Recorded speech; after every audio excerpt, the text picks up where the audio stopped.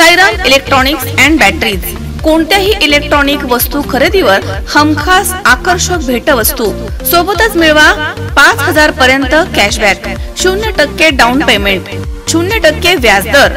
Sairam electronics and batteries, संपर्क 93 25 42 22 32 आणि 77 09 80 59 05। चैतन्य दूध, आपल्या परिवारासाठी पिशवी बंद शुद्ध दूध, गाईचं शुद्ध गावरान तूप, श्रीखंड, आम्रखंड, पनीर, मँगो, व्हॅनिला, शाही लस्सी, दही आणि अनेक दर्जेदार उत्पादने, तसेच चैतन्य ॲक्वाची पाणी बॉटल।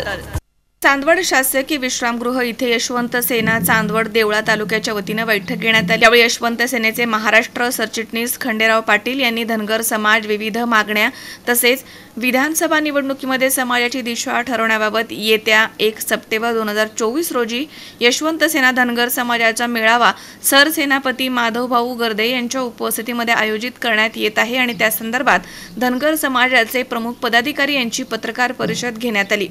यावेळी धनगर समाजाच्या प्रमुख मागण्या, यामध्ये धनगर समाजामधील एसटी आरक्षणाची त्वरित अंमलबजावणी करण्यात यावी, शासनाने एससी एसटी अशा अनेक समाजासाठी विकासासाठी तरतूद केली आहे, त्याचप्रमाणे धनगर समाज वाड्या वस्त्या गाव यांच्या विकासासाठी स्वतंत्र निधी तात्काळ मंजूर करावा। चांदवड हे शहर अहिल्यादेवी होळकर यांच्या नावाने ऐतिहासिक वारसा जपत आहे, हायवेलगत भव्य स्मारक शासनाच्या वतीने उभारण्यात यावे। महाराष्ट्र यशवंत सेनेचे सरचिटणीस खंडेराव पाटील यांच्या मार्गदर्शनाखाली बैठक संपन्न झाली आहे। यावेळी अरुणदादा शिरोळे, बापूदादा मोरे, निवाभाऊ जाधव, रतनदादा हिरे तसेच पिंटूभाऊ गाडे, संगीताताई पाटील, नितीन बनसोडे, राजेंद्र ठोंबरे आदी कार्यकर्ते आणि पदाधिकारी या ठिकाणी उपस्थित होते।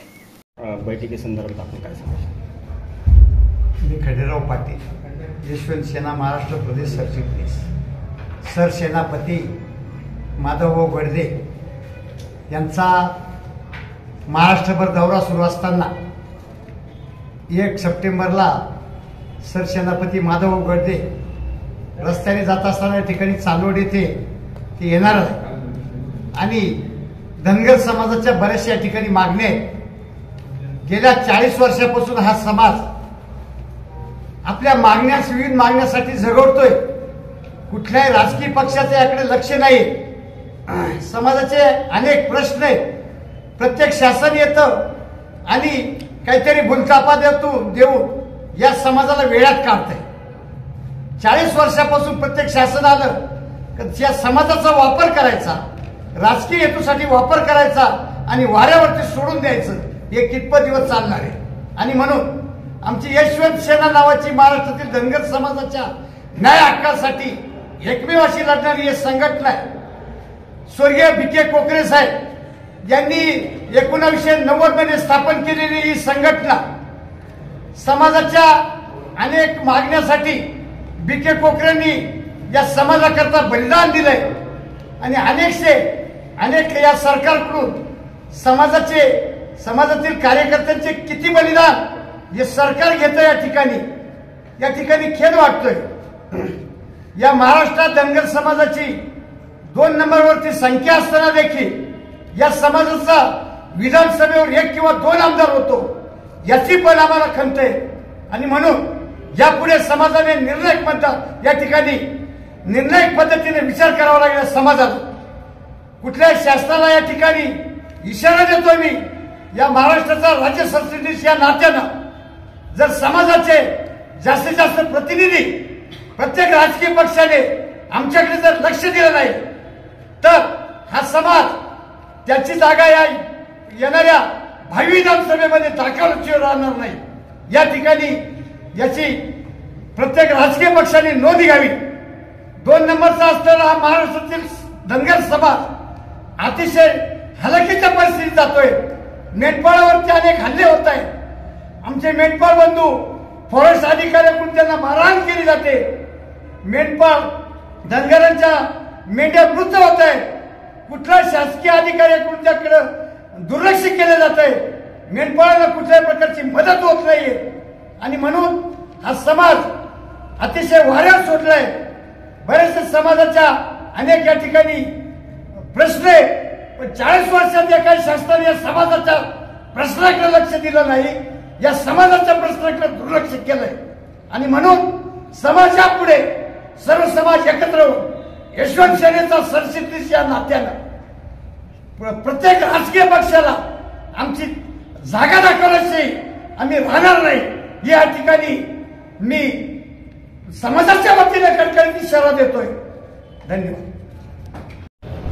आजच्या ह्या मीटिंगच्या संदर्भामध्ये तुम्ही जी जनजागृती करताय, काय म्हणून करता आणि कशा करता करताय? जय मल्हार. मी सौसंगी अरुण पाटील, यशवंत सेना उत्तर महाराष्ट्र प्रमुख. आज जे आमच्या धनगर समाजाच्या खूप काही समस्या आहेत, त्या समस्यांकडे हे सरकार कुठलेही असू द्या कोणीच लक्ष देत नाही. आज गेली 72-75 वर्ष काय असेल नसेल त्या दिवसापासून आज आमच्या समाजामध्ये महिला, आमच्या अल्लारी होळकर यांचं महापुरुषांमध्ये त्या पण 1-2 नंबरला आहेत.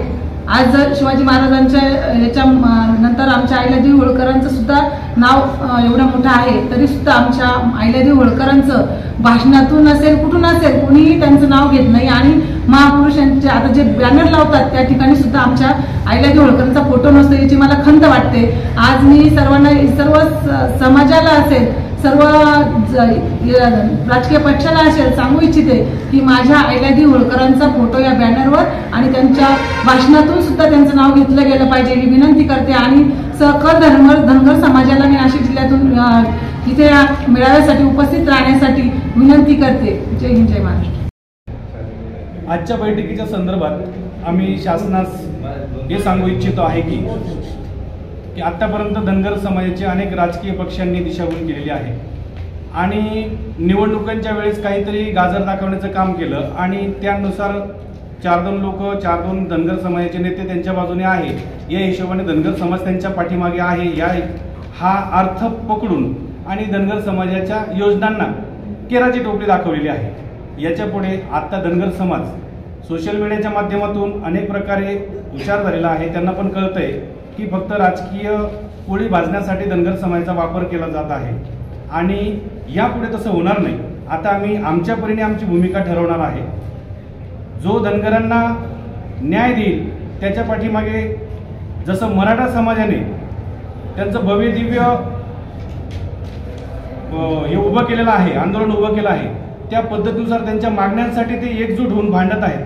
त्या पद्धतीनुसार यशवंत सेनेच्या माध्यमातून आम्ही राज्यव्यापी भव्य दिव्य संघटना उभी करत आहोत आणि शासनाला याचा नक्कीच विचार करावा लागेल. या पद्धतीनुसार आम्ही या मेळाव्याच्या संदर्भात त्यांना इशारा करू इच्छित आहोत.